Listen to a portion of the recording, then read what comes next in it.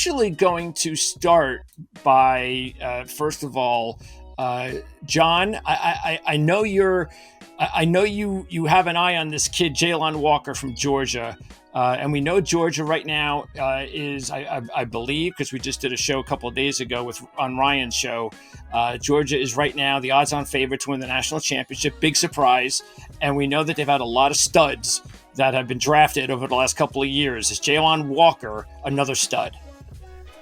Yeah, he's a solid player. I haven't looked at, to be honest with you, I haven't studied him a lot. He's a power rusher in their defensive line rotation. He's got a nice speed or quickness to power, as I like to call it, part of his game. He actually has played linebacker for them as well. So he's a very versatile player. He's physical. He can work inside in the defensive line rotation. And playing on the edge, that's kind of what he does. But he can do other things as well. He's a solid football player, and Georgia is noted for that type of player. Hayden, I know you wanted to talk a little bit about him as well. Sure, absolutely. Just starting off, just as Coach Coop was talking about, he's really someone that started off playing a lot of inside linebacker. He still played a little inside backer this year as well. Took a lot of reps off the edge as well. But was really a key rotational piece for Georgia's defense just throughout the season at both inside backer, outside backer, and provided pressure from a number of different areas. He's 245 pounds, so maybe a little bit bigger than the standard inside linebacker, which would explain why they're trying to get him a little bit on the edge as well. 6'2". Just from watching one of his game clips, I watched the SEC championship game against Alabama. Thought he had a really notable burst off the line. He had really impressive closing speed, closing on the quarterback in a hurry. Still feel like he's more of a work in progress as a pass rusher, which if you look at his rep count from this past season would make sense. He wasn't someone that got an extensive number of reps as a pass rusher, but I did think he showed a little bit of a potential there. He had a really nice swim move and a couple other moves as well. Just someone that's going to need a little bit more experience, but I expect him to take on a more prominent role this year. Yeah, he actually, considering he hasn't upped his snap count yet, he still led the team in sacks last year. So that's pretty impressive. So we'll find out whether or not he's another stud that we are eventually going to be talking about this season in college football and on to the NFL draft. Okay. Guys, you think he's got a shot at playing linebacker next level? Like, I know this spring he's spending time learning more inside linebacker. I think they're actually biased towards him right now. That's where he's going to be. And that frame, that ability, he's going to stand out. Where do you guys see him if you had to pick, knowing that we still have a lot of football to watch? But this time of year, we like to read up as much as we can, listen to these guys talk after spring practice. Do you guys think he could end up exclusively at inside linebacker? I think Georgia's, my opinion, I think Georgia's noted for using versatility. I could see him moving around, quite frankly.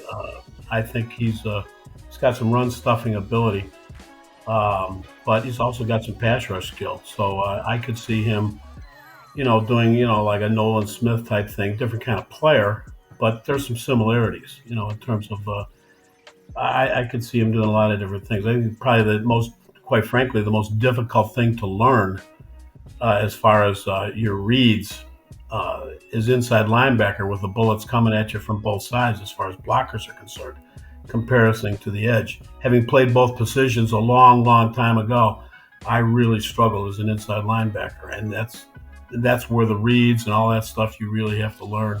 You really have to learn those things. Walker, 6'2", 245.